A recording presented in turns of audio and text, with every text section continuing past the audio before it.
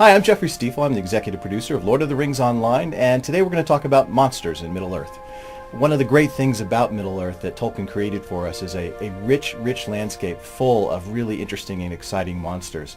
He created all kinds of creatures that have history and depth to them. They're not these kind of faceless creatures. For example, the orc, the fact that orcs eventually became Uruk-hai and that there's a whole different kind of class caste system for the orcs. The fact that you have the Ents, which are these living trees that have sort of grown out of the ancient forests in Middle-earth. Another example is the warg, which is really just a type of very fierce wolf, but he created a wolf that was sentient, that could talk. When we focus on the game itself and how these creatures are actually in the world that you're going to interact with, we've spent just as much time on how these creatures behave and how they're a part of gameplay and combat as we have on what they look like, whether they fit into the world. So for example, you'll encounter goblins in the world, and some of those goblins will have fireballs over their heads that they'll throw at you repeatedly.